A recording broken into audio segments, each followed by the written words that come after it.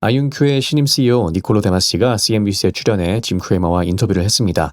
해당 인터뷰에서 니콜로는 아이온큐가 일반 퀀텀 컴퓨터만 만드는 회사가 아닌 퀀텀 하드웨어는 물론 네트워킹까지 하는 퀀텀 인터넷 기업이다라는 프레임으로 소개를 하고 있는데요. 최근 아이온큐가 유상증자를 하면서 ID 퀀틱 그리고 큐비텍 등을 활발하게 인수하는 것도 이 퀀텀 네트워크로의 기술 발전을 하기 위한 노력이었습니다. 이제 타 기업들의 인수들까지 살펴보자면 그의 말대로 하드웨어 발전 노력과 또 양자 보안 분야에서의 전략이 엿보이는데요. 라이트싱크는 포토닉 인터커넥션, 그리고 옥스포드 아이오닉스는 반도체 칩에서 구현 가능한 이온 트랩 기술을 가지고 있는 것을 보아서 이 둘은 하드웨어 개선 목적의 인수인 것으로 해석이 되고요. 또 카펠라 스페이스는 세계 최초로 우주 지상 간의 QKD 네트워크를 개발한 곳으로 아이온큐가 우주 기반 양자 네트워크를 구축하려는 데 목적이 있는 것으로 보입니다. 아무래도 최근 있었던 인터뷰에선 보안 강화 부분이 집중된 만큼 오늘 제가 다뤄볼 것은 양자 보안입니다. 특히 이제 니콜로 CEO의 말을 인용하자면 문명의 지속 가능성을 위해서 이 부분은 필수적이라고 한 만큼 앞으로 양자 컴퓨터 업계에서 가장 중요한 부분이 아닐까 생각을 해봅니다.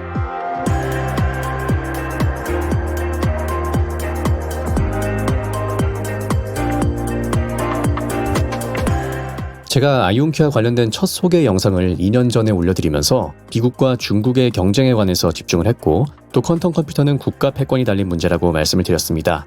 이 관점은 2년이 지난 지금도 유효한데요. 왜냐하면 인터뷰에서 CEO도 언급한 것 같이 결국 RSA 암호체계는 깨질 것이고 그렇게 된다면 모든 기업과 국가들은 퀀텀 네트워킹 장비와 보호체계를 필요로 하게 되기 때문입니다. 이제 RSA 2048 암호체계는 우리 모두가 사용하고 있는 이메일은 물론이고 온라인 뱅킹까지 포함된 이 서버 간 통신 암호화 프로토콜의 기반입니다. RSA 2048은 소인수 분해 기반의 암호화 방식으로 현재 고전 컴퓨터로는 사실상 해독이 불가능하죠. 2019년 당시 글을 살펴보면 RSA 2048 체계를 깨기 위해선 300조 년이 소요될 것으로 보이기 때문에 지금 사회는 이 RSA 체계가 안전하다고 느끼는 것입니다. 하지만 미 국립기술연구소 NIST에선 RSA 2048 체계가 2030년까지는 안전하지만 그 이후로부터 4096으로 암호 강도를 더 높여야 된다고 권고하고 있습니다. 그런데 아까 본 것처럼 2048 체계도 300조 년이 걸린다고 했는데 왜 또 길이를 늘려야 되는지 좀 의문이 들 수도 있습니다. 이것은 이제 보고서의 제목에서도 느껴지다시피 그 이유는 다름 아닌 양자 컴퓨터 때문입니다. 즉 이 노력은 고전 컴퓨터를 견제해서 하는 조치가 아닌 철저히 양자 컴퓨터 발전에 대비하는 조치라는 것이죠. 미래의 양자 컴퓨터 성능은 RSA 암호체계의 알고리즘을 깨트릴 수 있다고 경고하고 있으며 당장은 방법이 없으니까 일단 RSA 모듈러 길이를 더 길게 늘어뜨려서 복잡성을 더해야 된다고 하고 있습니다. 문제는 이 2048에서 4096 체계로 전환을 한다 해도 이는 단기적인 대응에 불과하다는 게 문제입니다. 그러니까 RSA는 어디까지나 RSA일 뿐이라는 거죠. RSA의 이 모듈러 길이를 2048에서 4096으로 늘리게 된다면 고전 컴퓨터 방식에선 난이도가 기하급수적으로 올라가서 수억 배 증가하게 되지만 양자 컴퓨터 입장에선 이 비트 수를 2배나 늘려도 계산 시간이 8배만 증가할 뿐이라고 합니다. 이를테면 하루 걸릴 것이 8일이면 풀린다는 거죠.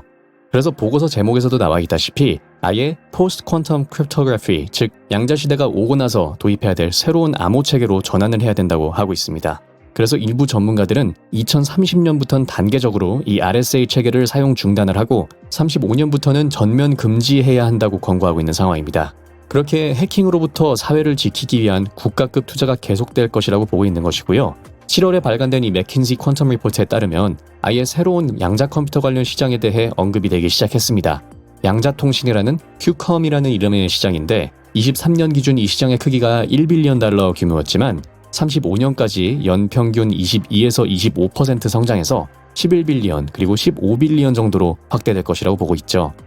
맥킨지에선 기존 앞서 설명드린 이 RSA 2048 체계가 깨지는 시점을 Q-Day로 명명했고요. 1000개의 로지컬 큐비트가 확보되면 Q-Day의 초기징으로 받아들여야 된다고 이야기하고 있습니다.